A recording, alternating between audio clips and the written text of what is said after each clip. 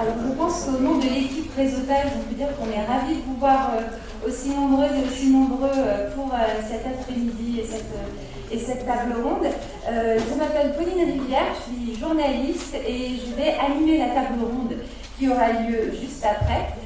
Mais juste pour vous rappeler un petit peu le déroulé de cet après-midi, où il fait un petit peu chaud, donc vous avez le droit de sortir les petits dépliants du sac et de faire un petit peu de ventilation. On va débuter par deux interventions donc de Sergio Polakov, donc chercheur à l'INRAE pendant 10 minutes, et Marine, pareil pour 10 minutes. Ensuite, on va avoir une table ronde.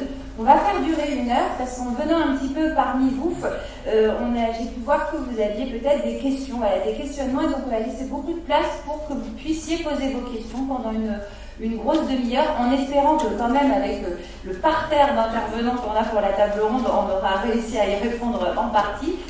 J'espère que vous apprendrez plein de choses cet après-midi et qu'on passera un bon moment ensemble. Et après la table ronde, vous pourrez rester pour un goûter et pour avoir aussi un goûter végétalisé et pour avoir plein de petites informations pratico-pratiques aussi sur comment est-ce qu'on peut faire pour végétaliser son alimentation. Donc merci beaucoup d'être venus et puis maintenant je vais laisser la parole à Sergio pour vous présenter Réseautage. Merci beaucoup.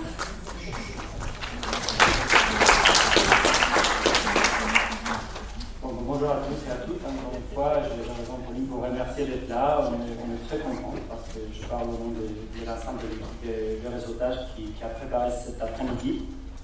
Donc, il faut vous dire que cet après-midi a été imaginé, organisé en particulier par des chercheurs de l'unité de nutrition humaine auxquels j'appartiens, donc avec mes collègues, et en particulier le côté aussi des facilitations par le CRESNA, l'équipe de Delphine Faucon et ses collègues aussi, son équipe.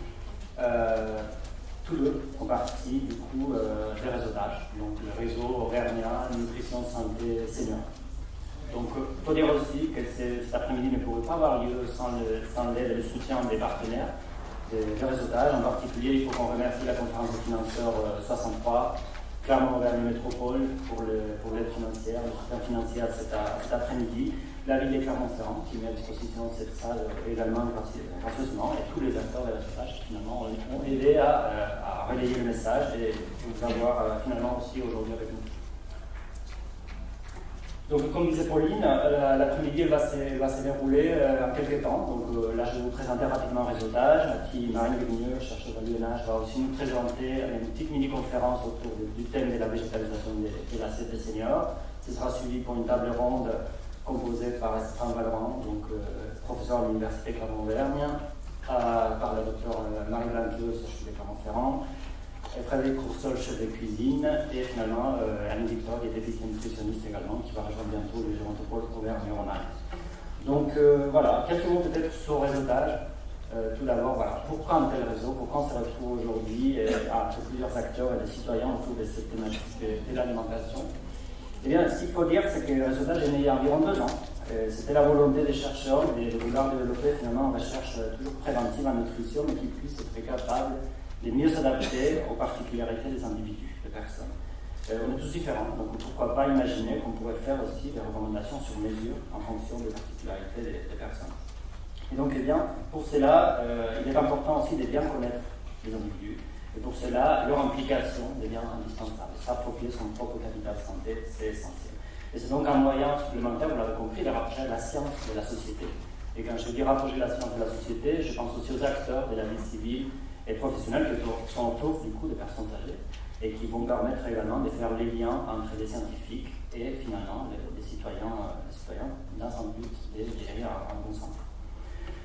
Et donc le but finalement des réseautages, c'est donc aller vers ce type de nouvelles recherches, une recherche qui soit plus participative, qui mette les citoyens au centre de la recherche et qui puisse faire finalement collaborer avec les acteurs qui sont en contact avec eux, les citoyens et bien sûr les chercheurs académiques qui vont apporter des connaissances, qui vont approcher davantage les connaissances aux chercheurs et les acteurs finalement des terrains qui vont pouvoir faire remonter, tout comme les citoyens, tout comme vous, les idées, les nouveaux questionnements auprès des chercheurs.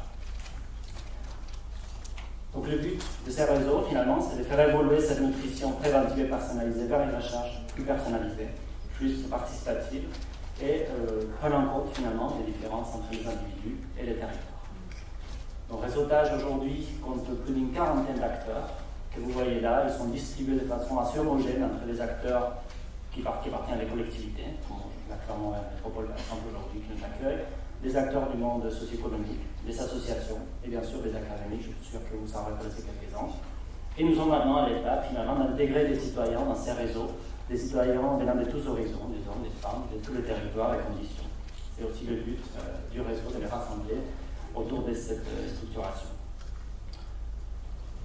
Réseautage a démarré, je vous disais, il y a 2 ans. Il a déjà mis en place plusieurs actions comme celle d'aujourd'hui. Je vais juste les parcourir rapidement pour que vous ayez une idée, finalement, à quoi ça pourrait ressembler de participer à un tel réseau.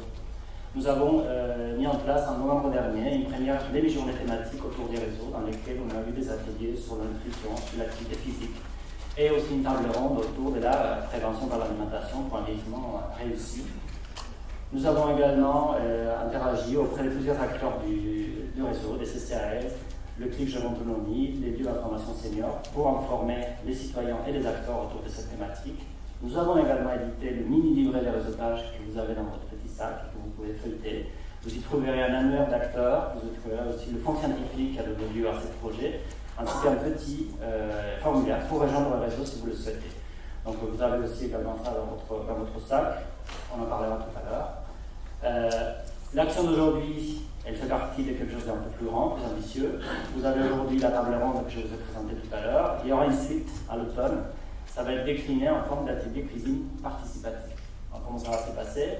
On va aller sur 3 territoires de l'Auvergne, un territoire urbain, un territoire périurbain et un territoire rural, pour mettre en place un ciné-débat autour de la végétalisation de l'alimentation des seniors. Et une deuxième partie avec un atelier de cuisine participative. Vous trouverez des recettes sur mesure, l'utilisation des produits locaux, des astuces, des conseils et surtout des partages et convivialité avec d'autres personnes du réseau. Et donc pour cela, restez en contact avec les réseaux, mieux vous.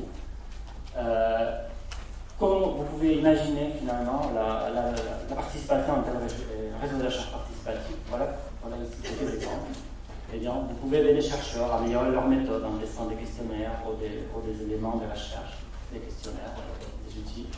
Faire partie des groupes de discussion de réseautage. Vous pouvez venir en discussion avec le comité de pilotage, discuter avec les chercheurs, avec d'autres acteurs sur les questions que vous évoquent, la nutrition, l'alimentation, le bien vieillir.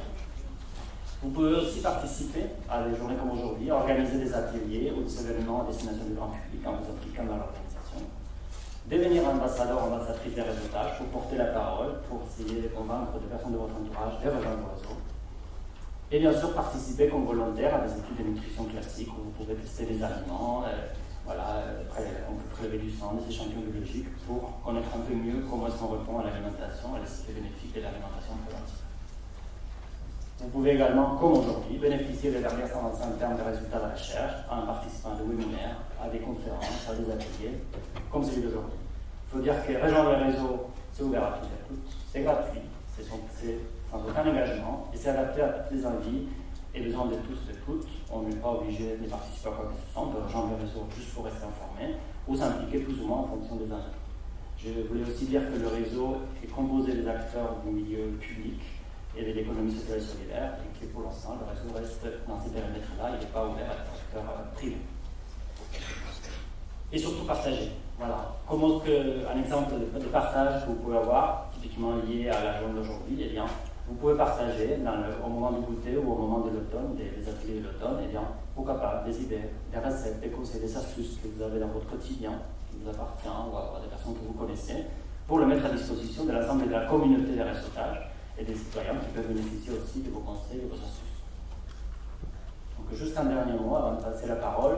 Voilà. Comment nous rejoindre? C'est très simple, vous avez tous et toutes dans votre sac un petit formulaire que vous pouvez remplir pendant la conférence, pendant la table ronde, et nous le laisser à la sortie.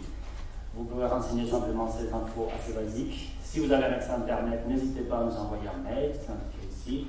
Tout est dans le formulaire et dans le petit livret. On a aussi un numéro de téléphone et bien sûr un site web dans lequel vous pouvez suivre les actualités, tout comme par exemple sur les réseaux sociaux, sur Facebook par exemple. Voilà.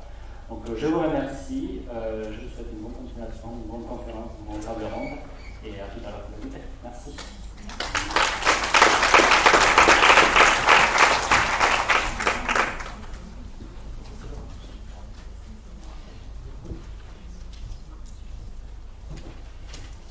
Bien, bonjour à tous. Après cette petite présentation de Sergio sur le réseautage, moi je vais vous parler un petit peu plus précisément du thème d'aujourd'hui, qui est de végétaliser son alimentation après 60 ans.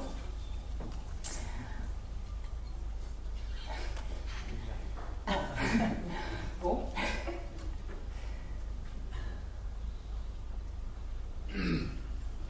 Merci. Alors, je ne sais pas si vous avez... Non.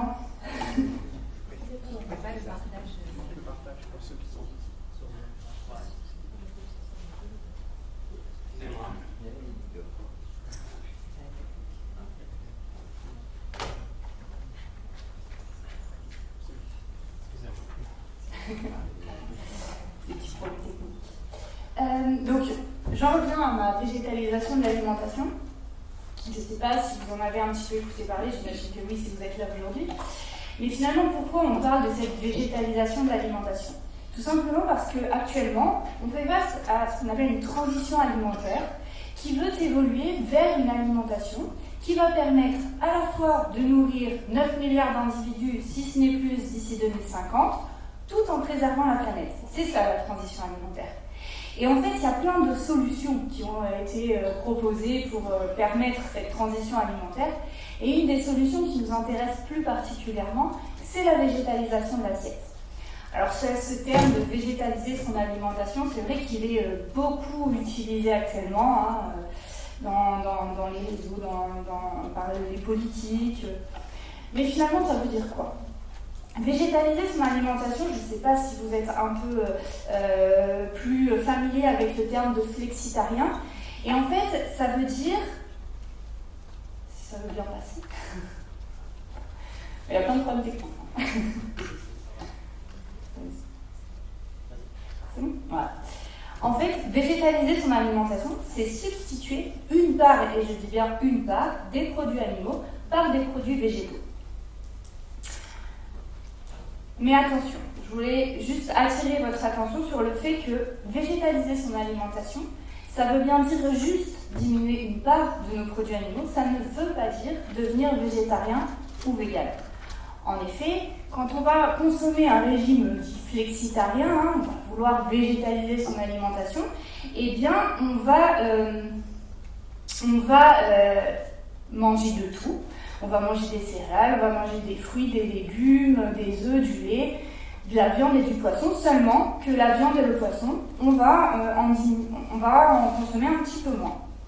Par contre, si on regarde dans le régime végétarien, lui, va complètement exclure la viande et le poisson, et puis le régime vegan, lui, va exclure tous les aliments qui proviennent des animaux.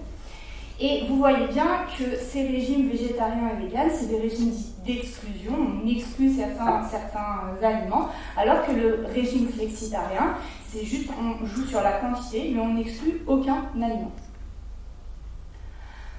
Alors, quand on dit, voilà, on diminue un peu la part des produits animaux, et puis on doit augmenter notre consommation de produits végétaux. Mais finalement, c'est quoi les produits végétaux?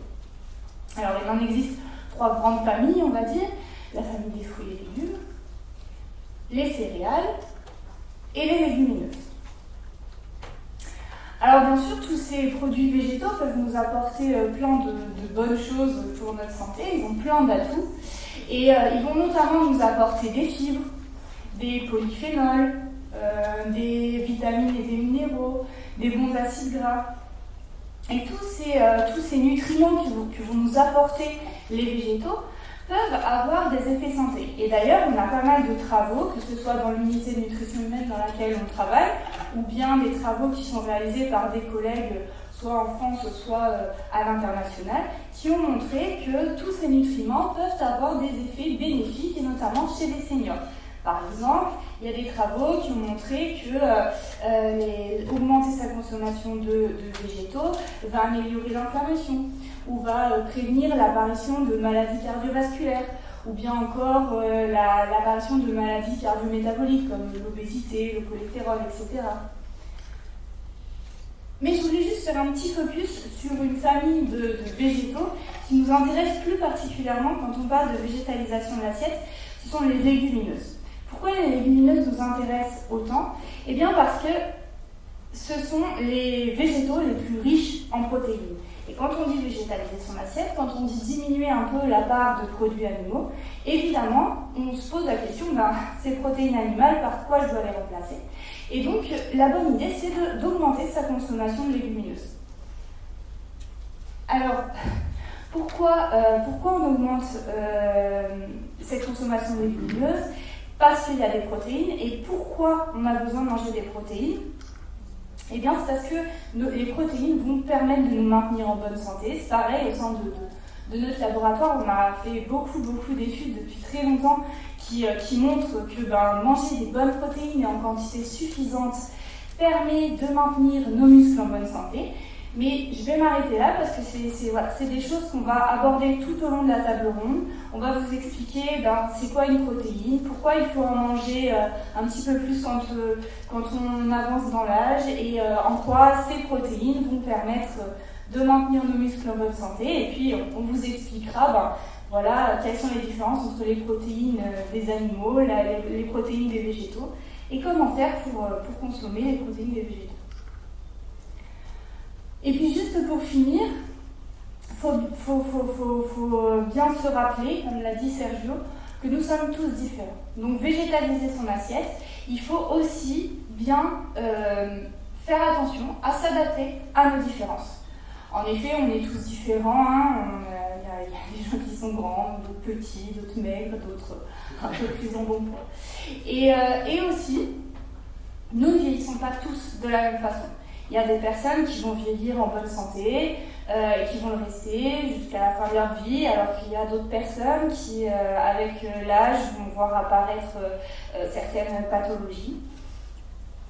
Et en plus de nos différences, on va dire, biologiques, nous sommes aussi différentes sur de nombreux points. Nos préférences ne sont pas les mêmes, nous n'avons pas les mêmes moyens, que ce soit financiers, de transport, ou encore nos réticences et nos choix varient.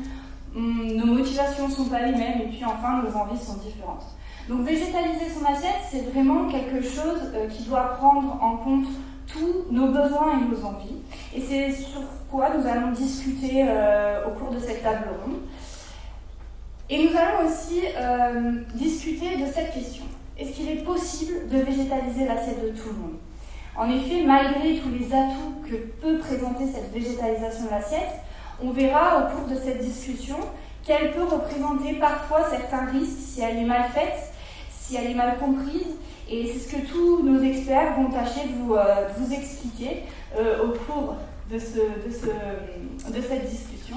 Et plus particulièrement, évidemment, vous l'avez tous compris, on va se poser la question, est-ce que la végétalisation de l'alimentation peut répondre aux besoins des seniors? Donc pour ça, je vais laisser la parole à Pauline, qui va animer cette table ronde. Et voilà, et puis je vous souhaite une bonne discussion.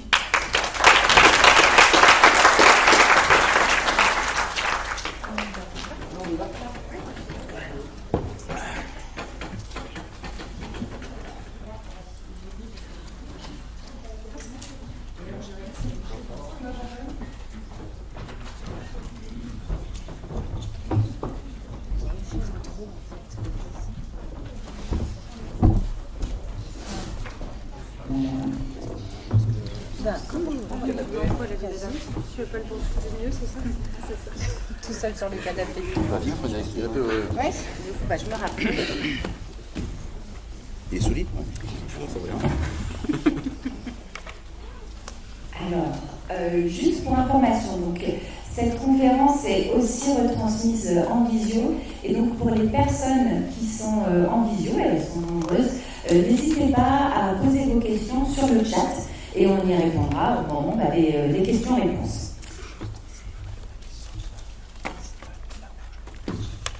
Ah, d'accord. Donc on me dit dans l'oreille que si jamais, puisqu'il y a un petit problème de climatisation, comme vous avez peut-être pu le remarquer, Si jamais à un moment donné vous avez besoin d'un petit verre d'eau, faites un petit, on va faire un petit geste de la main, comme ça. Et voilà, comme ça. Il y a déjà une dame, voilà, et on vous apportera un petit verre d'eau parce qu'en effet, il fait très chaud et on s'excuse pour ça.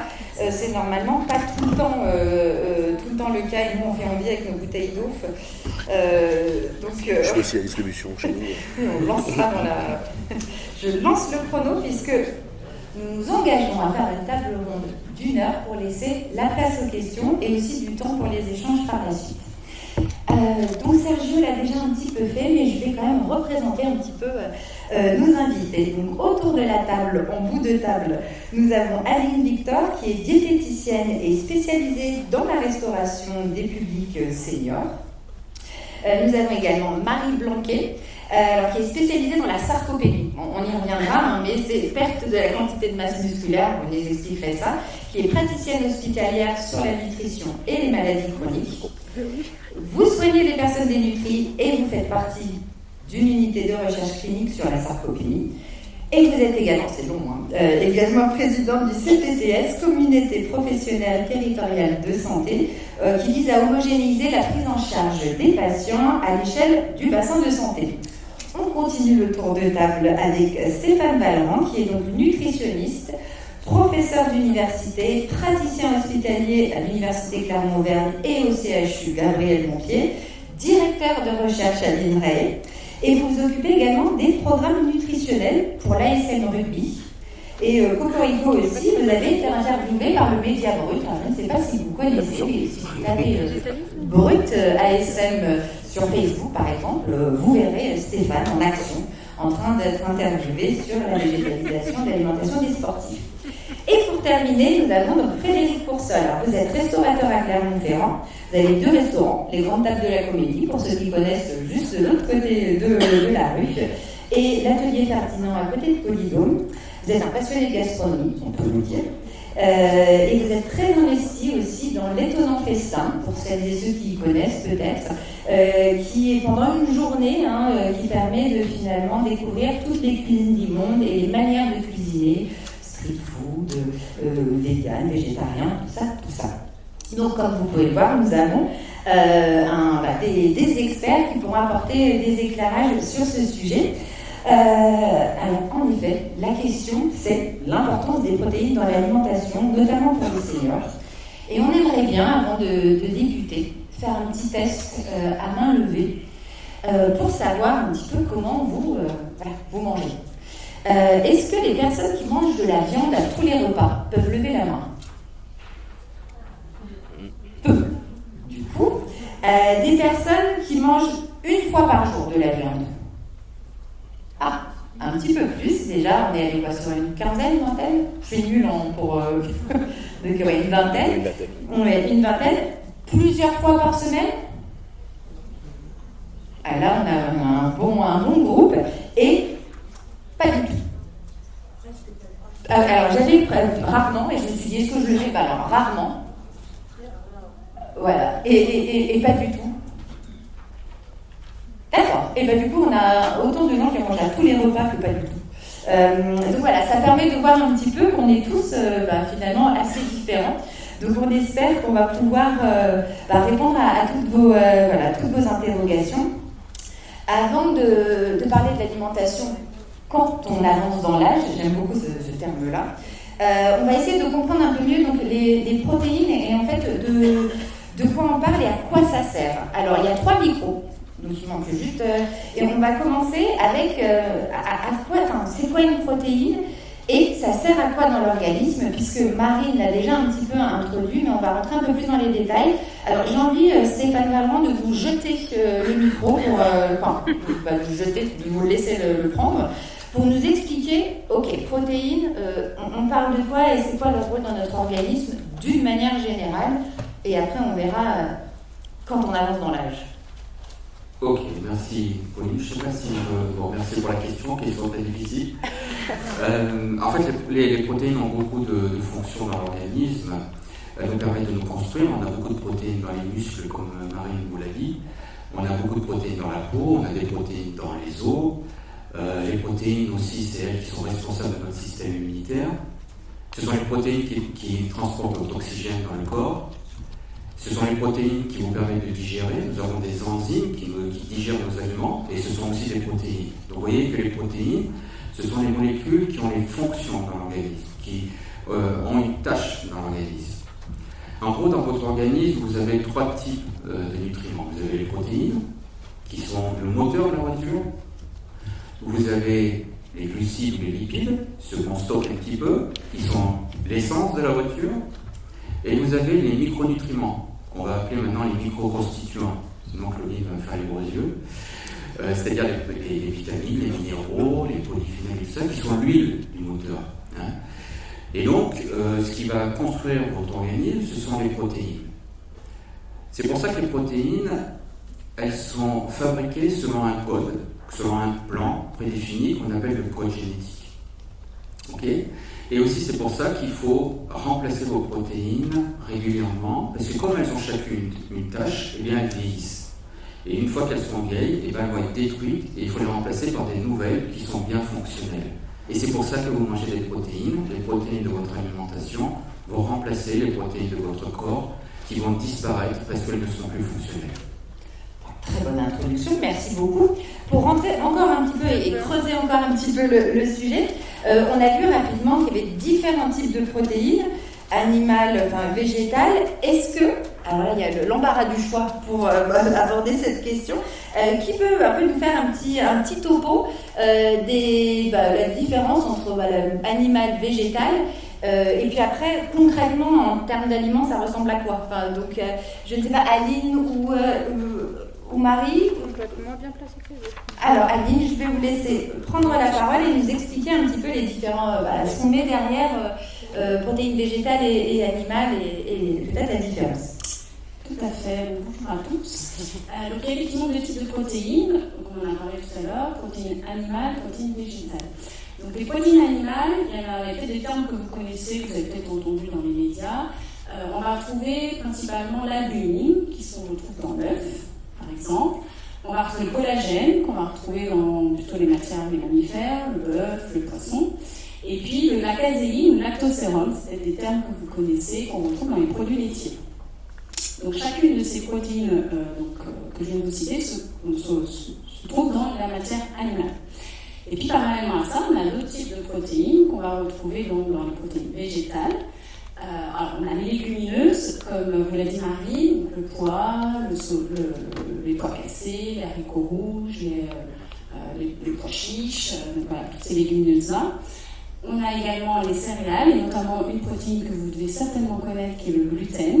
Peut-être que certains d'entre vous en sont intolérants ou ont peut-être éliminé le gluten dans son alimentation. Donc ça aussi, on pourra en parler si vous le souhaitez.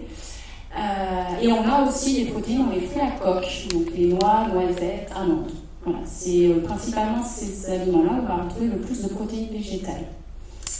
Alors, je pense que Stéphane peut-être complétera, mais toutes n'ont pas la même qualité en protéines, et les protéines sont composées d'acides aminés, et donc les céréales ont une digestibilité qui est moindre que les protéines animales, puisqu'elles ont certains acides aminés que n'ont pas les protéines végétales et qu'on va retrouver dans les protéines animales. Donc d'où l'intérêt de ne pas supprimer complètement les protéines animales, puisque vous allez retrouver certains composants dans les protéines animales qu'on ne retrouvera pas dans les protéines végétales. Donc je laisse peut-être Stéphane compléter ce propos. Oui, tu as très bien dit. En fait, on peut établir une qualité d'une protéine. Ça veut dire quoi, la qualité d'une protéine?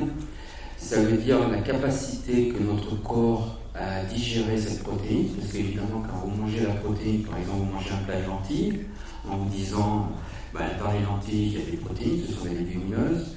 Dans votre tube digestif, vos enzymes vont être capables de reconnaître les protéines qui sont dans ces lentilles, les casser en petits morceaux pour que vous puissiez les absorber et qu'elles arrivent dans vos tissus, c'est-à-dire dans vos muscles, ou dans votre cerveau, ou dans votre système immunitaire, enfin partout. C'est ça qu'on appelle la digestibilité. C'est notre capacité à absorber les constituants des protéines que sont les acides aminés.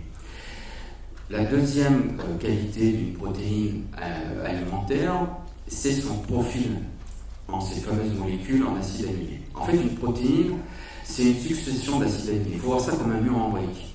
Si vous voyez un mur en briques, c'est une succession de briques, okay, qu'on peut détruire, qu'on peut construire. Chacune des briques, c'est un acide aminé. Il se trouve que notre organisme a besoin de 20 acides aminés différents, de tailles différentes, pour construire nos murs à nous. Okay. Dans les protéines de source végétale, sur ces 20 acides aminés, il en manque toujours un ou deux. Alors que dans les protéines de source animale, ils y sont tous. Okay. Ce qui fait que quand on mange des protéines animales, on peut avoir toutes nos briques pour reconstruire, comme je disais tout à l'heure, renouveler nos protéines à nous. Ce qui ne veut absolument pas dire que les protéines végétales ne sont pas bonnes. Simplement, dans certains végétaux, il manque un acide aminé, une brique de cette taille, et dans le végétal d'à côté, il va en manquer une autre. Donc il suffit, façon plus, comme disait Michel Audiard, de mélanger les protéines végétales entre elles pour avoir un profil en brique qui correspond tout à fait à notre organisme. On rentrera dans les détails et on essaiera d'illustrer, parce que pour cuisiner un mur en briques ce soir, ça va pas bien vous aider, et du coup, de rentrer dans les détails est quelque chose de très concret. D'ailleurs, Frédéric Coursol, je voulais vous demander, parce qu'on a donné quelques exemples de légumineuses, de protéines végétales, mais est-ce que finalement, vous pourriez faire une liste exhaustive, mais un petit peu ce que l'on retrouve, mais concrètement, les aliments qui rentrent dans les protéines végétales, protéines animales, ça peut-être qu'on voit un petit peu plus, mais un petit peu plus expliquer les différents types qu'on retrouve dans l'alimentation. Mais c'est justement bonjour. Alors, cuisiner des briques, c'est pas évident. Oui. Voilà, après, je crois qu'on a listé aussi un peu l'ensemble des légumineuses. Et, voilà, moi je pense que de manière un peu plus, pour dézoomer, je pense de manière un peu plus générale, on se doit tous, d'ailleurs c'est multigénérationnel, de végétaliser complètement notre alimentation pour des enjeux sociétals, pour des enjeux écologiques, voilà, vous l'avez compris, et puis des enjeux de santé, puisque les experts présents nous disent qu'il faut faire gaffe à ce qu'on mange et diversifier son alimentation. Voilà, alors moi au milieu de tout ça, je vais essayer d'amener un peu de plaisir quand même, parce que la table c'est avant tout un temps de plaisir, de partage, et puis c'est aussi se projeter intellectuellement dans ce qu'on va préparer ou de ce qu'on va faire, prévoir son repas du soir, prévoir sa semaine, faire ses courses, et je crois que c'est la base en fait de l'alimentation, c'est de se dire, tiens, allez, je vais aller à la rencontre d'un producteur, je vais aller faire un marché, je vais m'acheter des herbes aromatiques parce que ça va me faire une vinaigrette qui sera sympa et que ma salade sera d'un seul coup bien meilleure, parce que je vais cuisiner mes légumes, je sais pas, je pense comme ça tout de suite, on se dit tiens, pois chiche, ça sera certainement un peu de protéines, pois chiche mais aussi des légumes type carottes, courgettes, et puis je vais mettre un peu de goût avec des épices que j'ai ramenées d'un voyage, voilà, j'ai un peu de graines de cumin, un peu de coriandre, et je vais bien cuisiner, ça sent bon, c'est appétissant, et finalement, on a complètement oublié le bout de steak ou le blanc de poulet qu'on n'a pas à côté. Voilà. Et justement, parce qu'en allant un petit peu avant la conférence, vous demandez pourquoi vous étiez là, il y a plusieurs personnes qui m'ont dit, mais parce que en fait, moi j'en ai marre de cuisiner toujours la même chose, mais je ne sais pas forcément comment changer. Et c'est un petit peu aussi l'objectif, c'est de donner des petits trucs et des petites astuces pour sortir, parce que c'est vrai qu'on prend des habitudes au fil du temps, et après on se dit, mais comment on fait pour changer, pour que ça ait du goût, et un peu pour varier les plaisirs. Donc ça, on y reviendra, mais maintenant on va s'attaquer à l'épineux problème de qu'est-ce qui se passe dans notre corps quand on avance dans l'âge. Parce qu'on a compris ce que c'était que, les protéines, on en a besoin, mais finalement on est aujourd'hui sur les protéines, chez les seniors. Pourquoi en fait notre corps se modifie et comment est-ce qu'il se modifie quand on a plus 20 ans, quoi. Donc je ne sais pas si Aline ou Marie, vous pouvez prendre le micro, parce qu'en fait on a presque trop de micros maintenant, pour un petit peu expliquer ce qui se passe dans le corps humain, peut-être au niveau diététique, et peut-être après justement au niveau des muscles plus spécifiquement. Donc allez-y, je vous laisse nous expliquer ce qui nous arrive quand on avance dans l'âge. Alors, il faut savoir que nos besoins en protéines, l'apport protéique représente 10 à 15% de notre besoin total journalier. On dit qu'à peu près il nous faut 2000 calories par jour en moyenne. sur ces 2000 calories, c'est 10 à 15% de ces apports qui doivent être de l'apport émanant des protéines, parce que les protéines, quand on les consomme, donnent de l'énergie. Et donc sur ces protéines, on aime bien donner une référence quand on est un jeune adulte, c'est à peu près 0,8 g de protéines par kilo et par jour. On estime en kilos, vous comprendrez ensuite pourquoi dans cette table ronde. Quand on vieillit, on a plus de besoins, parce qu'on a un système digestif qui est non fonctionnel, il y a plein d'autres choses que Marie vous expliquera. Mais quand on commence à vieillir, on a besoin d'un peu plus de protéines, on passe de 0,8 à 1 g par kilo de poids et par jour. Ce qui veut dire que si vous faites 60 kg, vous devez consommer 60 g de protéines par jour. Alors vous allez dire 60 g de protéines, je ne sais pas trop à quoi ça correspond, puisqu'on ne mange pas 60 g de viande, je parle bien de protéines. Pour vous donner une idée, une part de viande, c'est à peu près 20 g de protéines. Voilà, 100 g de viande, c'est à peu près 20 g de protéines. Alors ça varie en fonction du type de viande, du type de morceau de viande, mais voilà, partez un petit peu sur cette référence. Alors, en règle générale, on consomme assez aisément la partie animale, la protéine animale, puisqu'on atteint assez rapidement la partie protéine animale. Pourquoi ? Parce qu'on dit qu'à peu près il faut 50% en protéine animale, 50% en protéine végétale. La tendance aujourd'hui en France, c'est plutôt 70 animales, 30 végétales. C'est aussi pour ça qu'on est là aujourd'hui, pour essayer de faire remonter cette balance à 50-50. Parce qu'effectivement, on va dire de façon habituelle et culturelle en France, on est plutôt des mangeurs de viande, on aime le fromage. N'oubliez pas que le fromage apporte aussi des protéines animales. On est plutôt friand de produits laitiers, donc on a plutôt tendance à avoir une bonne consommation de protéines animales.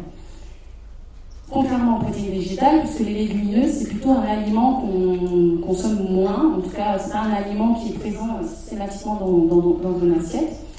D'où l'intérêt, on le verra tout à l'heure, de remettre un petit peu de protéines végétales dans nos assiettes.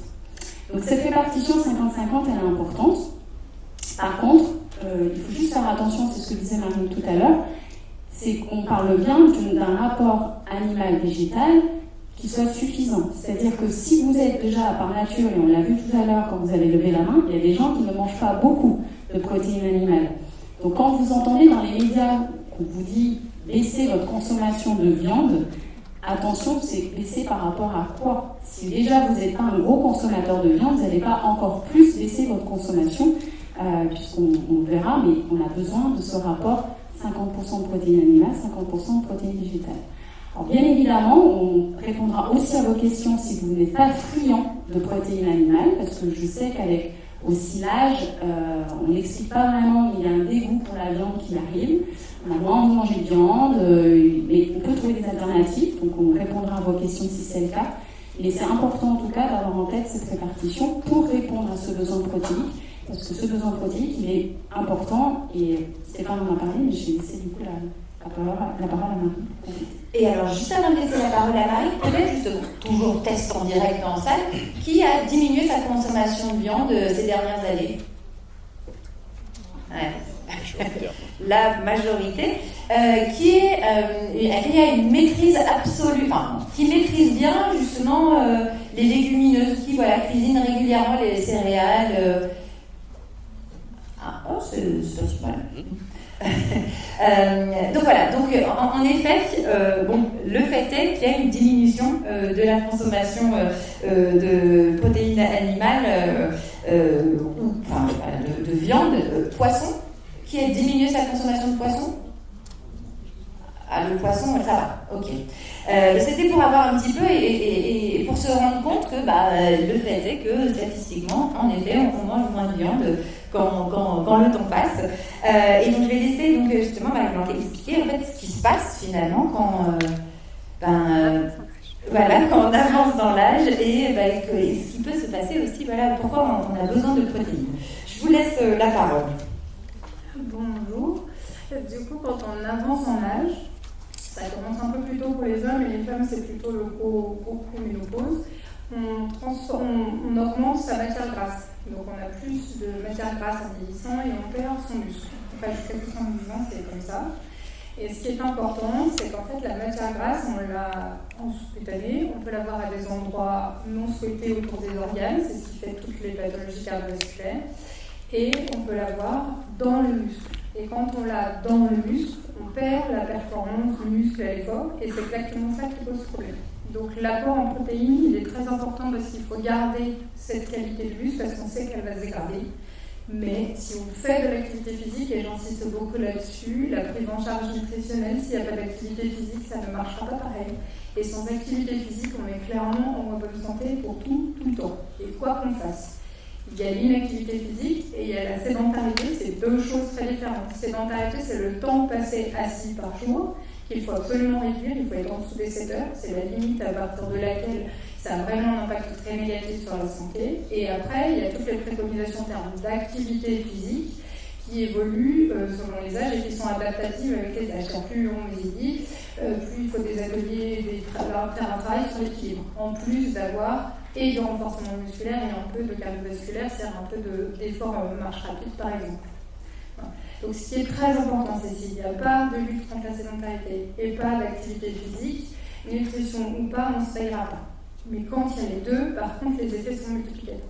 Donc ça, c'est très important. Et quand on fait de l'activité physique, après, on a besoin de protéines en apport, et c'est pour ça qu'elle parlait d'1 gramme.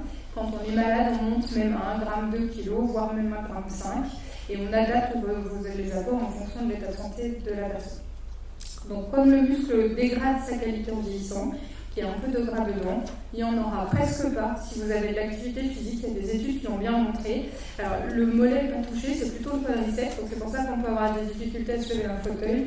Le quadriceps c'est beaucoup modifié, il perd 1/3 de sa taille de muscle, mais il y aura beaucoup moins d'inclusion graisseuse dans le muscle si on a fait de l'activité physique tout le temps. Et c'est la même chose au niveau des membres supérieurs. Donc c'est très important, les deux sont liés, activité physique et nutrition. Très bien, et donc on a moins de muscles, ça c'est la vie, on va dire. On peut, c'est vraiment un processus ça dépend de naturel. quel capital on parle. Parce qu'en fait, tout se joue en France. L'ostéoporose, ça se joue au moment des pics de croissance, en particulier à l'adolescence. Donc son capital osseux, on le fait en fonction de ce qu'on mange et de l'activité physique que l'on fait dans son enfance et dans son adolescence. On part avec un capital. Donc on comprend bien que si le capital il est en bas et qu'il y a beaucoup de ménopause, on va passer le seuil de la pathologie. Alors que si on a un capital très haut du démarrage, et ben on restera au-dessus du seuil de la pathologie. C'est pareil pour les hommes, même si c'est plus progressif. C'est pareil. Donc il y a un capital de départ, tout se joue là. Donc ok, on perd des muscles et en plus on assimile moins bien les protéines. C'est ça? Alors, c'est à peu près ça. C'est-à-dire qu'en fait, quand une personne jeune mange 1 gramme de protéines, globalement, il y a 1 gramme de protéines qui passe. Chez la personne âgée, il y en a moitié. Donc, c'est pour ça qu'on dit qu'il y a eu plusieurs études de fait sur un gros apport protéique sur un repas, parce qu'on sait que comme on n'a qu'une partie qui va passer, plutôt que plusieurs petits morceaux, il vaut mieux sur un repas. Après, on adapte en fonction de ce que les gens veulent, et c'est pour ça qu'en vieillissant, on a le droit de grignoter. Bien qu'il y ait un avantage. On a le droit de grignoter. Et là, je suis applaudie. Alors, peut-être qu'on n'a pas le droit de tout grignoter, non, je ne sais pas, peut-être que si. On peut. Oui, non? Open bar grignotage. Ça dépend de beaucoup de choses. D'accord. Non, pas open bar grignotage, ça dépend de beaucoup de choses. Tous mes patients, moi je soigne les gens malades, du coup, tous mes patients malades, c'est open bar grignotage. Les autres, non. Stéphane, vous avez dû prendre le micro. Est-ce que vous voulez ajouter quelque chose sur finalement l'impact du vieillissement sur le corps? Qu'est-ce qui se passe en nous et qu'est-ce qu'on peut y faire? Non, juste ce qui est tout à fait tout ce qui vient d'être dit. La bonne nouvelle là-dedans, c'est que par l'activité physique, on est capable de faire du muscle à n'importe quel âge. C'est-à-dire, il y a des études même sur les centenaires qui montrent qu'en reprise d'activité physique, pas forcément une activité. On ne va pas vous demander d'aller à la salle de muscu demain, c'est pas ça. Mais si vous vous mettez à marcher, à remonter des escaliers, etc., vous allez refaire du quadriceps. Hein. On a une plasticité musculaire qui nous suit tout le temps. Donc, vous inquiétez pas pour ça. C'est vrai que le capital doit être important au départ. Moins on a de muscles, plus ça dégringole vite, ça c'est normal. Mais on est capable de le maintenir, voire d'augmenter la masse musculaire, même quand on est très âgé, encore une fois, les centenaires. L'activité physique est extrêmement importante parce que c'est elle qui va optimiser votre capacité à coller vos protéines dans vos muscles. Ok? C'est pour ça que je fais une activité physique à 11h, c'est-à-dire que je vais me balader, ensuite je mange à midi et j'aurai une augmentation de mes capacités d'assimilation de mes protéines et surtout de rétention de mes protéines dans mes muscles et dans mes tissus. Hein. Donc c'est exactement ce que disait Marie tout à l'heure, il faut vraiment que l'alimentation et l'activité physique soient toujours présentes. Très bien, donc on note, ne pas oublier, donc open bar grignotage, point. L'activité physique, donc à chaque fois qu'il y a un événement réseautage, on peut y aller un petit peu en marchant ou en prenant le bus ou le tram. On sera un petit peu debout tout à l'heure pour l'atelier aussi dégustation, ce sera un petit peu ce qu'être debout, hein, c'est aussi lutter contre la sédentarité. Donc là, on a vu, mais on va rentrer maintenant un petit peu aussi dans le vif du sujet parce que, en effet, là, on a vu toutes les personnes qui ont levé la main en disant moi, j'ai diminué ma consommation de viande. Et quand on a demandé qui cuisine des légumineuses, il n'y a pas eu autant de mains qui se sont levées. Donc on a bien, vous dites d'un côté qu'on a besoin de plus en plus de protéines, mais pourtant, le fait est, c'est qu'on en mange de moins en moins. Qu'est-ce qu'on fait avec cette information-là? En fait, d'un point de vue très pratique, comment on remplace, par quel bout on le prend, parce qu'il y a plein de personnes aussi qui me disent mais moi je lis plein de choses différentes et donc je ne sais plus quoi penser, je ne sais plus quoi faire, comment m'alimenter pour bien faire. Est-ce que c'est une question à laquelle on peut répondre? Alors, vous allez me dire oui, ça dépend des gens, j'en suis consciente, mais voilà, si on veut bien faire, déjà, on va parler de végétaliser, mais déjà en protéines animales, qu'est-ce qu'on fait? Par quel bout on prend le sujet? C'est comme Marie l'a dit tout à l'heure, on a le droit de grignoter. En fait, on est beaucoup plus efficace en apportant un apport protéique souvent dans la journée. C'est-à-dire qu'en France, on est très très mauvais pour le petit déjeuner.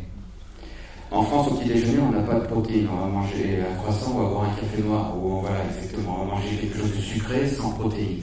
Vous allez dans n'importe quel pays, vous allez avoir des protéines animales au petit déjeuner. En France, on a un peu de produits laitiers, encore que je suis sûr que si je demande là qui prend un produit laitier, il n'y aura pas vraiment.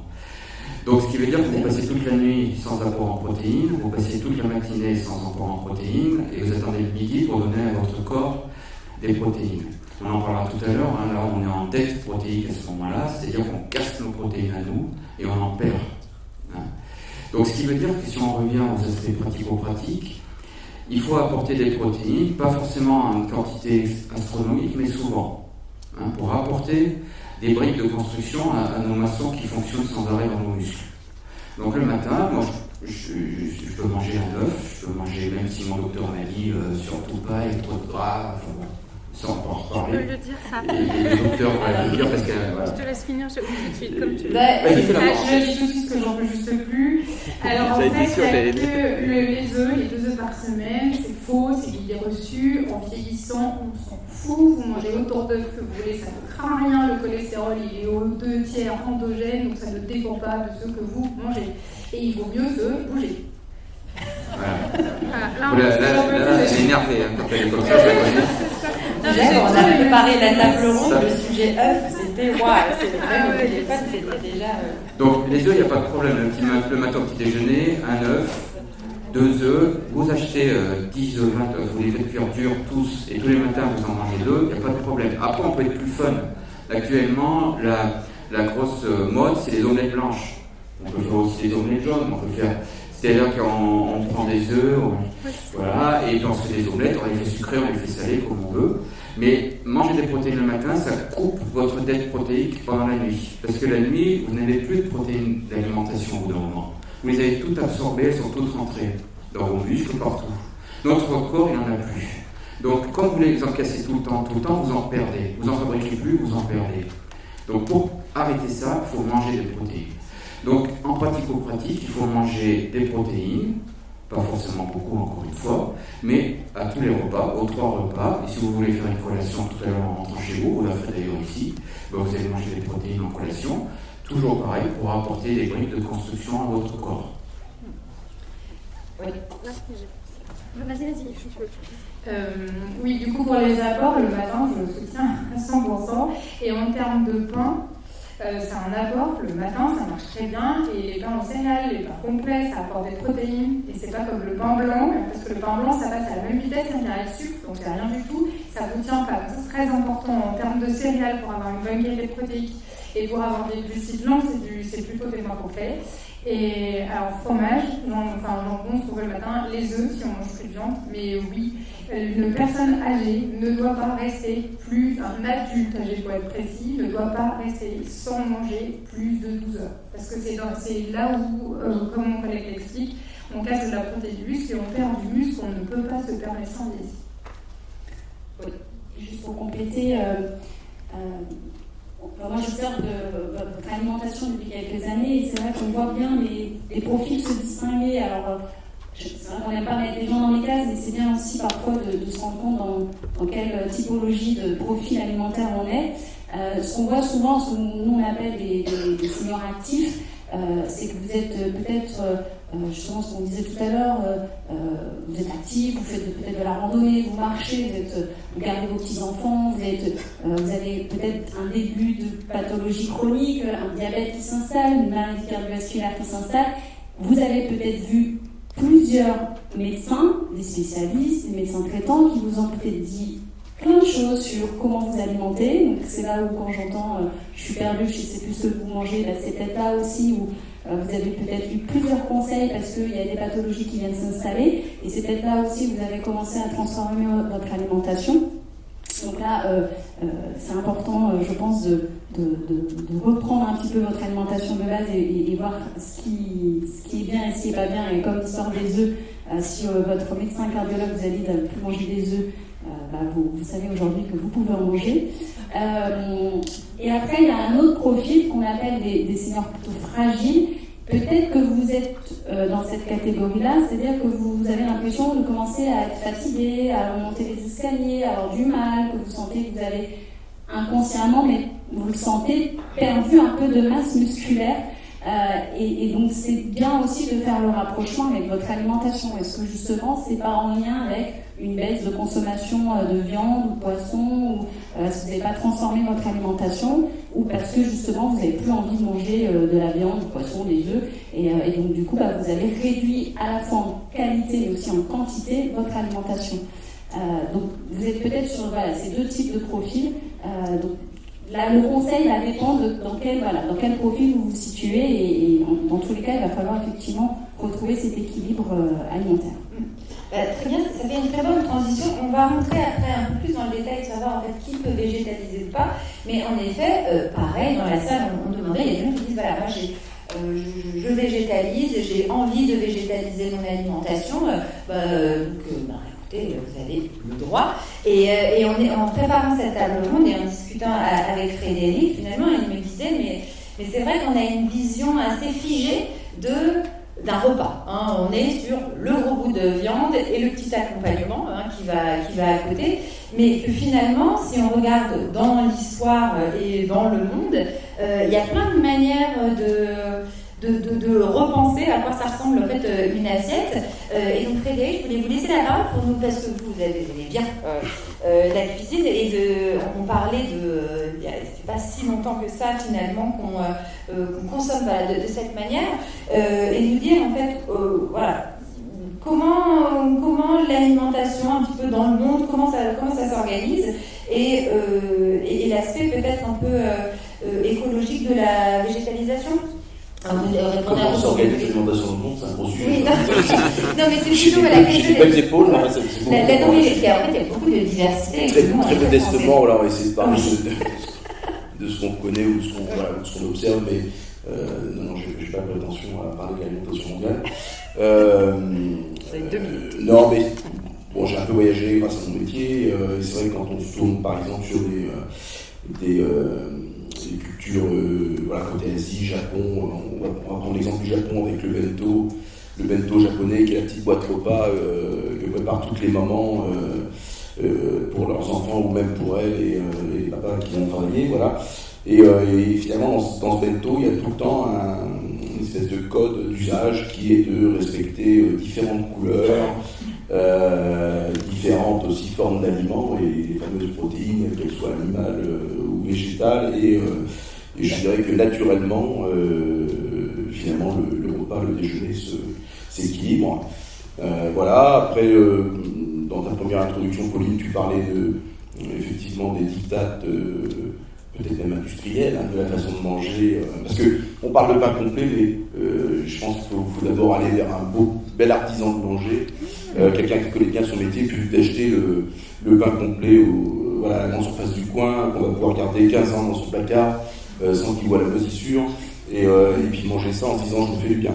Donc ça, moi je ne vais pas prendre ça, mais plutôt se rapprocher localement de vrais artisans, des gens engagés, qui soutiennent une production, une agriculture et un élevage durable et dans les codes, dans les normes, comme ça se faisait autrefois, en tout cas ce que l'on rappelait les anciens. Voilà. Et vous me parliez de votre grand-père. Et vous me disiez, mais moi, à l'époque, c'est vrai que un repas, c'était pas forcément. Il n'y avait pas forcément de la viande. On trouvait des manières de combiner un petit peu différemment les choses. Ça ressemblait à quoi? Parce que finalement, on a l'impression qu'il y a toujours eu les steaks patates, mais. Non, alors effectivement, alors moi j'ai des souvenirs comme ça très marquants, mais on parlait du petit déjeuner, de l'importance du petit déjeuner. Très souvent, moi je suis issu de ma famille et de la montagne bourbonnaise. Côté allié, et il y avait du lard gras le matin dans le frigo. J'ai appris que le lard maigre existait, je ne savais pas. Pardon, donc du lard salé, souvent un petit peu rance d'ailleurs, avec un goût très particulier, qu'on mangeait qu'un bout de pain qui avait traîné, et ça c'était le démarrage vers 5h30, avec un grand bol de chicorée. Et puis après il y avait le casse-croûte vers 9h30, 10h. Où là on pouvait s'accorder un petit verre de vin pour remettre un peu d'essence dans le moteur, et puis souvent une cochonnaille, une charcuterie qui était faite à la maison avec le cochon, qu'on avait nourri et engraissé, dont on prenait grand soin pour qu'il nous fournisse une bonne viande.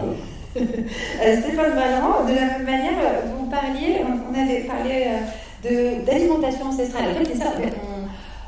Dans le temps, on a appris à associer les aliments pour qu'ils soient un peu complémentaires. C'est pas que légumineuses, pas que céréales. Quand on parle de protéines végétales, on est bien sur toujours du et même protéines animales. Non, vous ne trompez pas.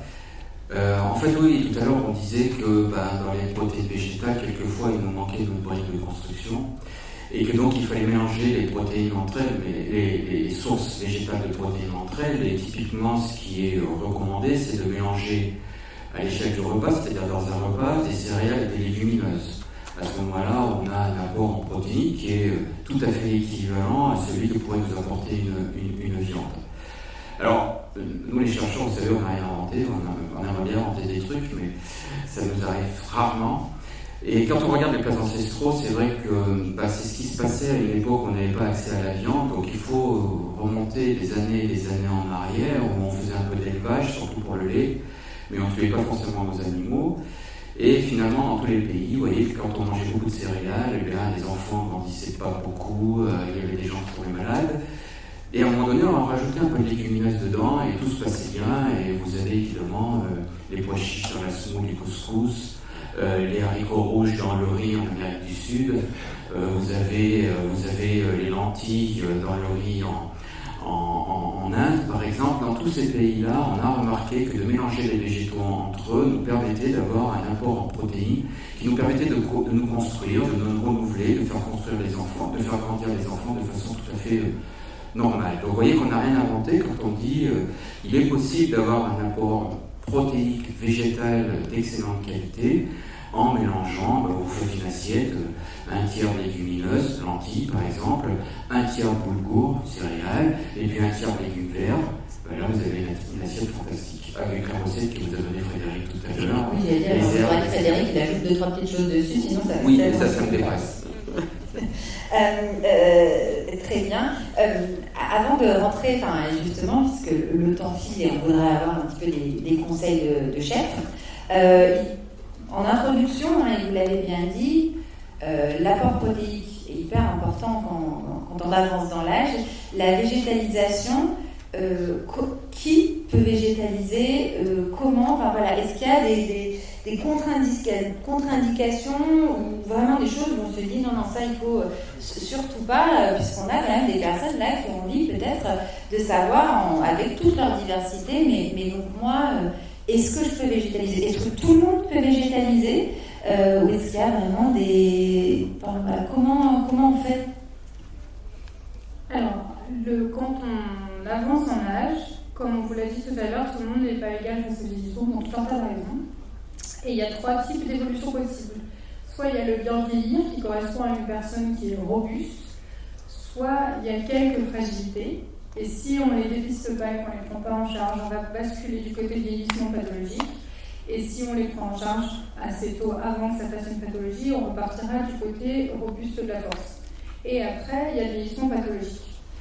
Clairement, pour les gens qui ont un vieillissement pathologique et qui sont plutôt dépendants, avec une perte d'autonomie, pour les 3 profils, le plaisir prédomine. Et plus on cuisine soi-même, mieux c'est. C'est le mot-clé pour tout le monde. A fortiori, quand la personne est dépendante, en médecine, à chaque fois qu'on prend une décision, c'est une balance bénéfice-risque. Qu'est-ce qu'on va apporter au patient? Quel risque on lui fait prendre de lui apporter tout médicament? Il y a une réflexion bénéfice-risque. À chaque fois qu'on fait une prise de sang, il y a un bénéfice-risque. Si on voit que les bénéfices sont supérieurs au risque, on discute toujours de toute façon avec le patient, c'est logique de le faire. Clairement, chez les gens qui sont dépendants en perte d'autonomie, la balance bénéfice-risque est défavorable. Les gens mangent ce qu'ils veulent en fonction de ce dont ils ont envie, c'est le plus important, parce qu'on n'en est pas forcément là après à lutter contre la dénutrition, c'est vraiment qu'ils se fassent plaisir et qu'ils mangent. Après, les 2 autres profils, le robuste, on peut effectivement se poser la question du bénéfice-risque. Moi, je pense qu'il est plutôt favorable, mais il faut bien garder cette dimension plaisir pour ne pas lui faire prendre le risque de la dénutrition, parce que c'est clairement ce risque-là. La dénutrition, c'est une différence entre ce dont vous avez besoin et ce que vous apportez. Et il y a dénutrition quand il y a une différence entre les deux. Ça peut être parce qu'on ne mange pas assez, ça peut être parce qu'on élimine plus, typiquement quand on a une infection par exemple, ou qu'on a des attentes digestives qui fait qu'on ne métabolise pas, on n'utilise pas tout ce qu'on a mangé comme il faut, comme vous disait Stéphane tout à l'heure, pour mettre dans ses muscles. Donc clairement, il faut faire attention à ne pas faire prendre ce risque-là aux personnes qui sont robustes. Mais ça ne craint rien de végétaliser chez eux, moyennant quelques précautions, comme on l'a dit tout à l'heure, en particulier le petit déjeuner riche en protéines, par exemple. Et surtout, on peut remplacer sa viande par des œufs, par des pois chiches, par des lentilles, et on a de quoi faire en plus en hiver. Et après, il y a les fragiles. Les fragiles, ils sont en risque de dénutrition plus que les autres. Moi, la balance bénéfice, je la mettrais plutôt défavorable. Parce que les fragiles, dans les fragilités, il y a typiquement la dénutrition. Et il y a des gens qui sont à risque de dénutrition. Tous les gens, comme il y a une perte du goût pour la viande en vieillissant, pas chez tout le monde, hein. Moi dans le Cantal, ils mangent toujours du saucisson, mais dans la vraie vie, hors Cantal, il y en a beaucoup plus, peut-être. Et donc du coup, ces gens-là, il faut faire extrêmement attention à ce qu'ils végétalisent tout, mais en même temps qu'ils rajoutent les protéines d'autres apports en même temps. Ils végétalisent naturellement, mais ils n'ont pas complété les protéines comme mon confrère a expliqué tout à l'heure. Donc il faut compléter ça, comme ça ils ne se dénutriront pas et après ça les explosera pas. Donc il y a vraiment ces 3 profils. Et après, c'est pas figé dans le temps. Il y a un moment où vous avez une maladie aiguë, c'est pas le moment de végétaliser, c'est le moment de manger des protéines, parce que comme vous l'a dit mon confrère tout à l'heure, pour fabriquer des cellules pour vous défendre sur le plan immunitaire, il faut manger des protéines, sinon ça ne marche pas. Et ça, on l'a beaucoup vu pendant le Covid. Avant et après vaccin, c'était flagrant. Avant, tous les gens mouraient parce qu'il y avait des syndromes inflammatoires majeurs à cause du Covid. On a rarement vu à ce point-là. Post-vaccination, il se passait quasi rien, alors que toutes les personnes chez qui il se passait rien, ils étaient vaccinés. Avant, ils étaient morts en même pas une semaine. Donc ça, c'est très bien. Dès qu'il y a une pathologie aiguë, il y a une inflammation, il y a un risque, c'est pas le moment de manger de la viande, des œufs, du fromage, vraiment pas. Et après, quand on a une pathologie chronique, dans les nouvelles définitions, parce qu'il y a la Haute Autorité de Santé qui a réévalué les critères de diagnostic de la dénutrition. Et chez la personne âgée de 70 ans ou plus, est apparue pathologie chronique tout court. Même pas pathologie chronique évolutive, juste pathologie chronique. Tous les gens qui ont une pathologie chronique, ça veut dire qu'ils ont déjà un critère du diagnostic de la dénutrition. Après, l'autre critère, c'est j'ai perdu du poids, j'ai un indice de masse corporelle bas, ou je suis sarcopénique. Donc si on n'a pas de diagnostic, on peut mettre les gens en danger parce qu'on n'a pas diagnostiqué ça.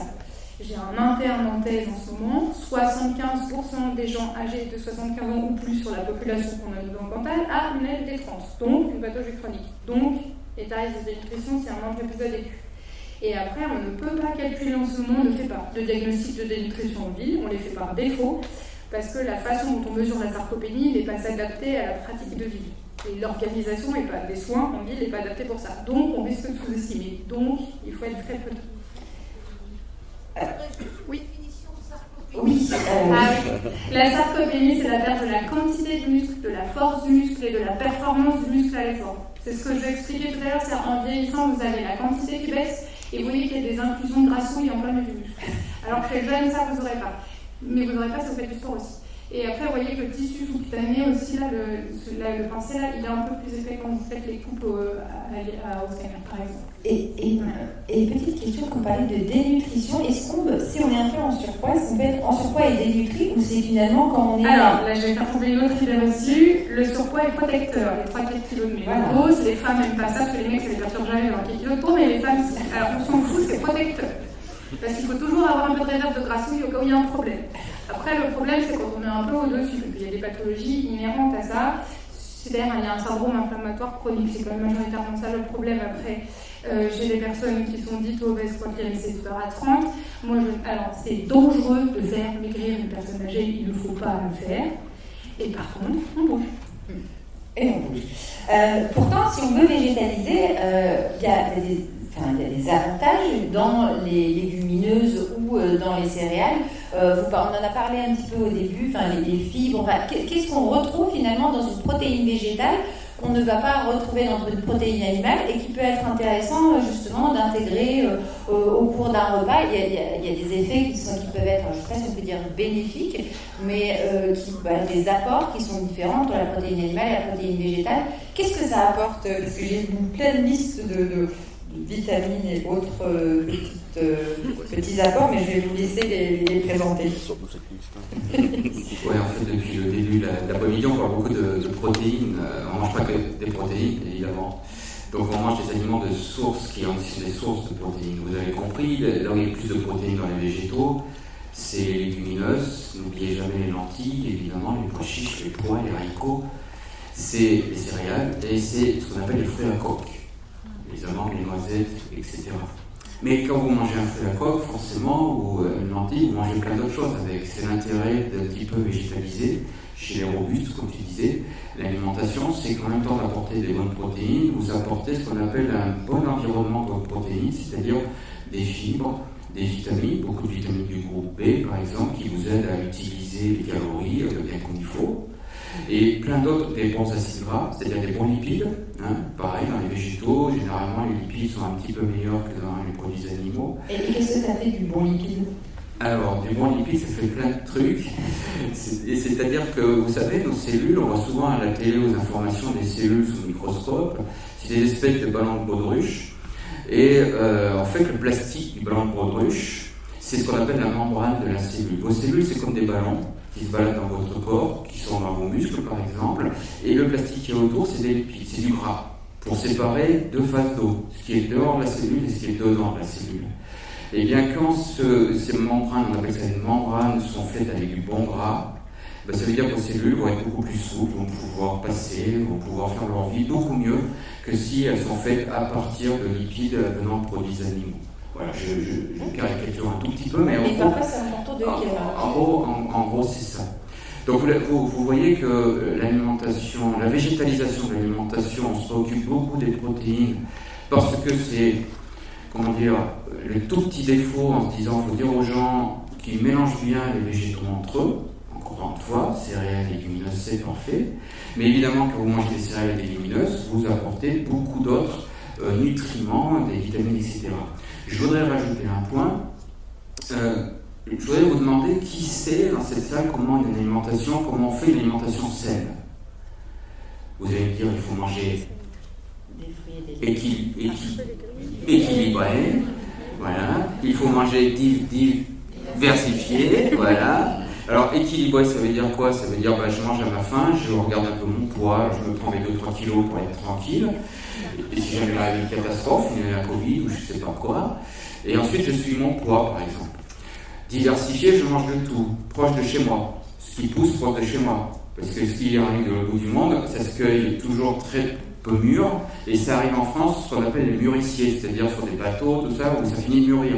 C'est pas très très bon. Donc plus un fruit ou un légume est produit près de chez vous, plus il va être riche en vitamines et minéraux. Et le troisième secret, c'est la complexité.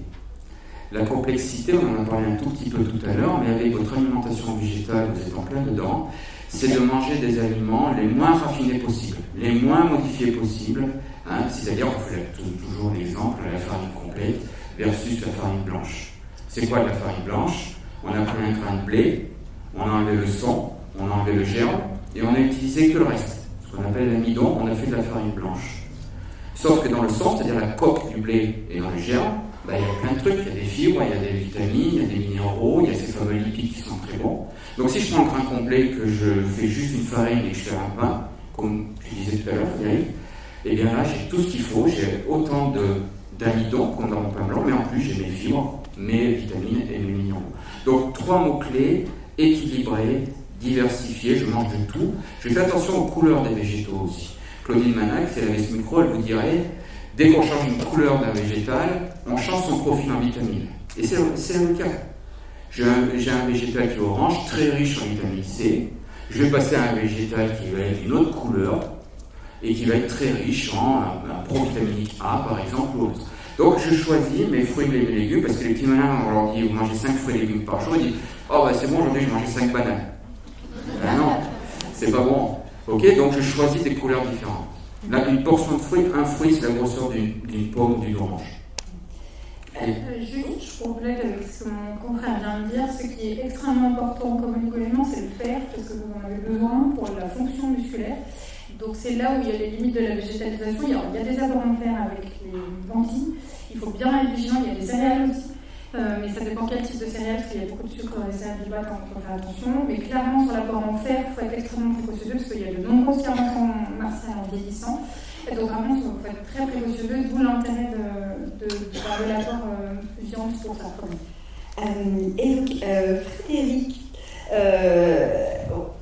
je me souviens, je ne sais pas si vous vous souvenez, il y a encore quelques années de ça, dans les restaurants, si on était végétarien, il n'y avait rien dans les menus, et éventuellement vous aviez un peu de haricots verts et des pâtes, et on me disait que c'était à peu près ça.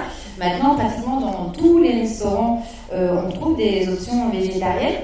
Vous, qu'est-ce qui vous a poussé en fait à proposer des options végétariennes, et comment vous les pensez justement pour que ce soit des vrais plats et pas on va dire des ersatz de repas? Écoutez, oui, et pourquoi vous avez choisi de le faire, vos convictions derrière? Alors avant tout, il y a un peu plus de curiosité, je crois, que sur cette partie végétale, légumineuse et compagnie. Alors aujourd'hui, une offre végétarienne est quasiment obligatoire dans l'ensemble des cartes des restaurants. On trouve toujours un plat ou deux. Et finalement, ces plats, il faut leur donner du sens, un sens gastronomique, et qu'ils amènent la surprise, la découverte et le plaisir, suffisant quand on va dans un établissement plus ou moins reconnu, clôlé, spécialisé. Enfin, on a une certaine attente et on a envie de découvrir quelque chose. Voilà. Donc ça, par contre, ce constat-là, on se dit, bon, si on a l'esprit un peu curieux, créatif et qu'on a envie de proposer quelque chose de différent, vers quoi je m'oriente? Alors effectivement, très souvent, on va croiser légumineux, légumes secs, fruits secs, on parle de bons lipides. D'ailleurs, moi j'aime beaucoup les huiles. Je trouve que voilà, on a des huiles fantastiques près de chez nous, notamment l'huile de noix qui peut être un support aromatique pour beaucoup de plats. Et très simplement, vous prenez juste une poignée de haricots verts cuits al dente dans une poêle avec un fil d'huile de noix, ça fait quelque chose d'assez extraordinaire. Donc voilà, on conçoit nos recettes en se disant surprise, plaisir. Oui, d'accord. On n'est pas dans une démarche de renoncement, en fait. On est se disant, bon, plus de viande, du coup, je me rabats sur. C'est vraiment plutôt de se dire comment je sublime différemment d'autres types d'aliments. Oui, exactement. Puis je pense que c'est vraiment des plats à part entière. C'est un concept de plat. Si on prend un dalle, par exemple, un dalle de lentilles roses, il y a une soupe un peu épaisse, voilà. Une façon de manger des lentilles. Alors, je ne sais pas si elles ont les mêmes vertus que nos belles lentilles hors du puits, mais c'est un légume sec. C'est une soupe dans laquelle on va retrouver, alors c'est plutôt le côté de l'Inde, Pakistan, on va retrouver beaucoup d'épices, une base aromatique, et puis également voilà, des oignons, du piment, enfin, c'est quelque chose de très réconfortant et nourrissant également, et surprenant en goût. Et alors justement, toujours en pratico-pratique, là par exemple, quand vous faites un plat végétarien, vous dites il y aura ça et ça obligatoirement. Vous voyez, c'est quoi qu'est-ce qu'on doit forcément retrouver pour pas que ça soit fade?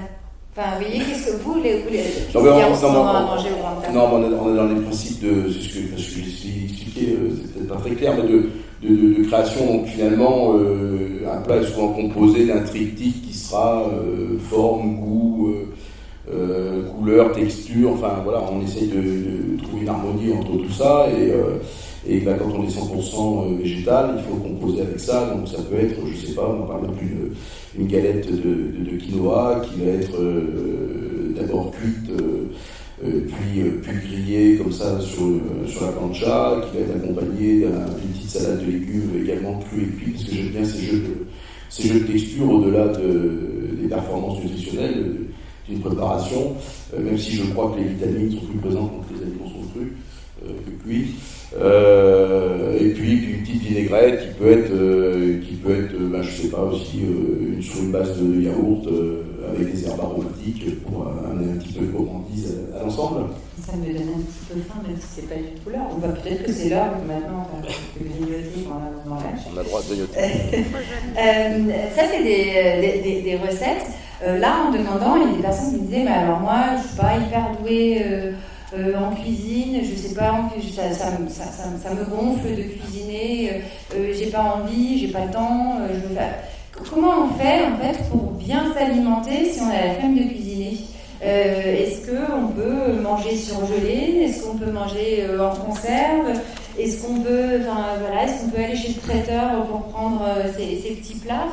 Si on n'a pas envie de trop se prendre la tête, comment on peut, comment on peut faire? Alors c'est vrai que dans l'idéal, il faut aller voir ses producteurs locaux, il faut effectivement manger de saison, etc. Mais non, il faut aussi déculpabiliser si vous n'êtes pas toujours en capacité d'aller faire votre marché, etc. Surtout aussi, parfois, quand on est tout seul, on n'a pas forcément aussi d'aller acheter de la viande, de cuisiner pour soi, etc. L'avantage, effectivement, des légumineuses, c'est que vous les retrouvez en conserve. Vous les trouvez maintenant en rayon surgelé aussi, on en trouve en rayon surgelé. Donc la surgélation, c'est un très bon procédé qui permet de maintenir les vitamines et les minéraux. Puis ça se cuisine bien. L'avantage des légumineuses aussi en surgelé, en mode de conserve, c'est que ça évite le trempage toute une nuit, contrairement aux légumes secs bruts qu'on trouve oignons, riz et pâtes. Après, il y a effectivement les céréales complètes, le pâte complète, le riz complet, tout ça, ça se cuisine facilement. Donc il y a plein de solutions, en tout cas alternatives maintenant dans le commerce. Et voilà, et donc ça ne veut pas dire que c'est, en se disant, j'ouvre une boîte de conserve, du coup, ça va pas, non, en fait, ça va. Tout à fait. Et je voulais juste rajouter, par rapport à ce que disait Frédéric, parce que ça aussi c'est quelque chose qu'on entend souvent, c'est qu'il faut manger moins gras, parce qu'on a moins de besoins, parce que quand on vieillit, on doit manger moins gras, etc. Bien au contraire, le plaisir il passe par le gras. Pour fabriquer les muscles, on a besoin d'énergie, parce que le muscle il a besoin de protéines, il a aussi besoin d'énergie, le muscle ne se fabrique pas tout seul. Et ce qui apporte le plus d'énergie dans un plus petit volume, c'est le gras. Donc l'huile, le beurre, la crème, on se fait plaisir avec une diversité aussi de matières grasses. Si vous aimez la crème, mettez-en aussi de temps en temps. L'idée, comme disait Stéphane, c'est de varier et de changer les plaisirs. Mais bien évidemment, on ne se prépare pas un plat de légumes céréales sans matières grasses, brutes, comme ça, cuit au micro-ondes. On rajoute bien évidemment des saveurs. Et alors en vieillissant, la bouche évolue également et du coup la perception des goûts avec elle. En particulier quand on a des médicaments qui peuvent être, une grande partie des médicaments jouent de façon délétère au niveau des sensations de goût. On a aussi une baisse de production de salive, il y a différents types de phénomènes qui interviennent. Donc il ne faut pas hésiter à épicer et à mettre un peu plus que d'habitude. Alors pas le sel, mais tout le reste, oui. Le poivre, tout ce qui est poivre et épices, il ne faut pas hésiter à mettre un peu plus parce que du coup en vieillissant, on a l'impression que tous les femmes en fait, elles consomment moins bien. Et en particulier quand on a des médicaments, donc ça on n'hésite pas sur le côté épice. Et donc, petite alternative, puisque en effet, Philippe Vialon, qui devait être parmi nous, qui est donc animateur, qui a une chronique qui s'appelle le circuit court sur France Bleu Auvergne, me disait en préparant, si on est nul, il y a des alternatives type un peu thermomix aussi quand on ne sait pas cuisiner, parce que parfois, quand on vous dit ciseler un oignon, c'est pas forcément ce que vous avez dit, ciselé. Et donc, avec justement du pas à pas, c'est comme un meuble Ikea, mais en recette. Et que ça peut être voilà, une manière aussi de se lancer dans la cuisine. Et puis, il y a plein d'idées recettes. Et moi, je rajouterai la mienne aussi, puisque moi aussi, j'en avais marre de cuisiner la même chose. Alors, même si on n'est pas sur du circuit court, mais c'est un processus, on va dire, de changement de comportement, il existe aujourd'hui, on peut se faire livrer, au lieu de faire livrer des plats cuisinés, en fait, on se fait livrer des ingrédients pour des recettes. Et on les choisit comme ça. Il y en a, il me semble qu'il y a une entreprise lyonnaise qui fait ça, qui fait du bio et plutôt du local. Et en fait, ça permet de ne pas gaspiller parce qu'on reçoit que les quantités nécessaires. Ça permet de varier, d'essayer des choses. Il y a des choses qui vont plaire, d'autres moins. Puis on garde la petite fiche recette. On se dit, tiens, ça je le referai. Et donc ça permet d'aller chercher un petit peu l'inspiration ailleurs, parce que des livres de recettes, il y en a des dizaines de milliers et on ne sait pas quoi faire. Là, on a une petite sélection. Donc voilà, ça permet aussi d'accompagner les changements de comportement si on en a marre de cuisiner. Et donc là, on arrive à la fin de cette table ronde puisque ça fait 1 heure. Et donc là, je vais laisser, c'est l'instant carte blanche, c'est-à-dire que chacun de nos invités va prendre la parole pour le petit mot de la fin. J'ai envie de vous forcer la main, Stéphane Vallerand, puisque c'est même orienter votre mot de la fin carte blanche où vous dites ce que vous voulez. Vous m'aviez parlé de l'approche One Health. Vous n'avez pas du tout envie d'aller là-dessus. One Health ou une santé, hein, si on fait par le français. Expliquez-nous le petit mot. Après, vous avez le droit de faire le petit mot de la fin qui est vraiment le vôtre. Ah, d'accord. Quelle frustration. One Health, c'est en fait ce qu'on appelle en français la santé globale. En gros, c'est de s'alimenter pour faire du bien à l'organisme et de s'alimenter pour faire du bien à la planète. C'est la santé globale à la fois de l'être humain et de la planète. Hein. On parlait de cette fameuse maxime l'autre jour que nous n'héritons pas de la terre de nos ancêtres, mais nous empruntons la terre à nos enfants. Et que donc, dans cette, je dirais, limite philosophie, l'idée c'est de dire je mange aussi pour faire du bien. On l'a essayé de vous décrire en quelques minutes, c'est compliqué évidemment, comment on peut faire pour améliorer son alimentation, en ayant derrière la tête le fait que si j'améliore mon alimentation, ça correspond aussi à une alimentation qui est beaucoup plus vertueuse pour la planète. Tout à l'heure je vous parlais de manger des produits proches de chez vous, ce qu'on appelle, alors il faut toujours mettre des mots surtout actuellement, le locavorisme. Locavore, je mange local, je suis un locavore, c'est pas beau du tout, mais bon, c'est comme ça. Donc je vais manger, je vais chercher autour de moi des producteurs, tu l'as dit tout à l'heure, des producteurs, je vais chercher les aliments chez eux, je suis sûr qu'ils vont pas venir par bateau ni par avion. Vous voyez que là, à la fois je me fais du bien parce que plus un fruit pousse près de chez moi, plus je vais l'avoir gorgé de vitamines et de minéraux, parce qu'il va falloir passer du temps dans les transports. Et en plus, j'évite évidemment que tous ces aliments soient voyagent. Voilà. Très bien. Est-ce que vous pouvez passer le micro à quelqu'un que vous choisissez pour le mot de la fin? Enfin, quelqu'un d'ici. Après, on donnera le micro. J'ai pas le mien.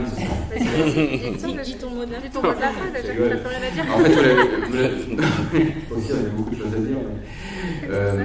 Je crois que le mot qu'on pourrait dire pour boucler cette table ronde, c'est qu'en alimentation, je reprends un slogan 68, il est interdit d'interdire. Et que donc, je crois le mot le plus important dans l'alimentation, c'est plaisir. Forcément, on va vous dire de manger des trucs, mais si vous ne les trouvez pas bons, au bout d'une semaine, 15 jours, 1 mois, 6 mois, vous allez arrêter de toute façon. Donc, tout d'abord, prenez du plaisir dans votre alimentation, mais pas simplement pour le goût. Allez connaître les producteurs, allez les voir, allez acheter des choses chez eux, faites les recettes que Frédéric vous donne. Et vous verrez, ou allez manger chez lui, vous verrez, c'est super. C'est encore mieux, vous n'avez rien à faire. Et vous verrez que c'est des recettes tout à fait adaptées à tout ce qu'on vient de discuter. Voilà. On continue avec le petit mot de la fin. Rapidement, le petit mot de la fin pour avoir le temps pour les questions. Moi, je réédite le plaisir. Et les œufs. Je réédite la nutrition en lien avec l'activité physique et la lutte contre la sédentarité parce que c'est indissociable. Et pas mal. Globalement, c'est ça. Et si, il y avait un autre truc aussi, voilà ça. Parce que j'ai du coup pas mal de patients qui m'ont fait rigoler avec leurs habitudes et qui me disent mais moi j'aime pas marcher, on a des ancêtres chasseurs-cueilleurs, c'est pas possible qu'on n'aime pas marcher, ça n'existe pas. C'est comme le j'aime pas l'eau, c'est pas possible, on est fait 60% d'eau, on ne peut pas ne pas aimer l'eau, sinon le jour on est mort. Bah, c'est pareil pour faire la cuisine. La cuisine en fait c'est une activité ludique, c'est pas moi qui suis la mieux placée pour en parler. Et c'est une activité qui fait tout un tas de choses. Et c'est pour ça qu'on le fait avec les enfants, c'est qu'on développe tout un tas de capacités, tout un tas de compétences. Et c'est comme ça qu'en vieillissant, on garde tout un tas de capacités et de compétences. Et c'est très important de le prendre comme une activité à part entière et pas un truc chiant qu'on doit encore faire dans la journée, parce que c'est un peu long, on mange 3 fois par jour au moins. Donc vraiment, c'est un côté plaisir. Il faut retrouver ce côté plaisir de fabriquer soi-même, parce qu'on l'a un peu perdu dans nos sociétés où tout est toujours tout fait, et où on veut gagner du temps, ça n'a pas de sens de gagner du temps. De toute façon, on meurt à la fin, donc le temps qu'on a, on va encore. C'est ça ton mot de la fin. C'est sans bien. Très bien. Non, mais c'est pour ça que tu disais très bien, c'est pour ça. Bah oui. Je voulais transitionner ça. Merci. Ouais, je t'avais demandé de passer avant, ça passe, oui. Juste avant de mourir, on fait quoi? Non, alors, bien évidemment, la notion de plaisir, j'insisterai. C'est vrai que alors, moi, en tant que diététicienne, je vois souvent des gens qui pensent que quand on vient nous voir une diététicienne, on va devoir avoir un régime restrictif. J'aimerais qu'on bannisse le terme régime, j'aimerais qu'on bannisse le terme restriction. Il faut trouver le bon compromis effectivement pour à la fois associer santé et plaisir. C'est pas toujours évident, c'est pas toujours simple. S'il y a un mot à retenir, c'est déculpabiliser. L'équilibre, elle se fait pas tous les jours. On a le droit à des écarts, on a le droit de profiter de la vie. Le tout, c'est d'être bien dans votre tête, bien dans votre corps. Si tout ça, ça fonctionne, logiquement, tout le reste devrait bien se passer. Et on devrait mourir tranquille. Et donc, Frédéric, le mot de la fin de Fanfan. La fin, le FAIM. C'est ça. Moi, j'avais bien sûr son plaisir en tête, comme finalement l'ensemble de la table ronde. J'ajouterais le partage, voilà, de se dire, même si on vit seul, on cuisine pour les autres. Et puis tout à l'heure, je disais, on réfléchit à ce qu'on va faire. Donc, on se nourrit aussi l'esprit avant de nourrir sa famille, ses amis, ses enfants et petits-enfants.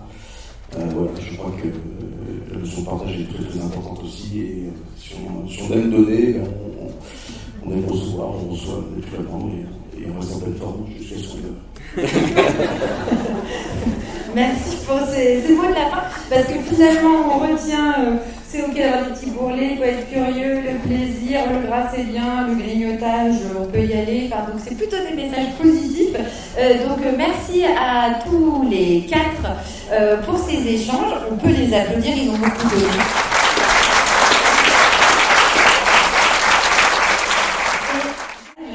On va laisser conclure Marine, puisque les échanges ont été fournis. Merci beaucoup d'avoir organisé cet après-midi, parce que vu le monde, on sent que c'est un sujet qui intéresse. Alors Marine, c'est le mot de la fin, et c'est vrai, le mot de la fin, il est pour vous. Oui, c'est le vrai mot de la fin. Je sais pas, vous m'entendez, ça marche? Pas l'impression. Oui, alors c'est vrai qu'on est ravis parce que vous êtes très nombreux aujourd'hui à être venus à cette table ronde. Donc, finalement, qu'est-ce qu'on peut conclure de cette journée, de cette discussion, pardon, c'est que on peut augmenter notre consommation de produits végétaux.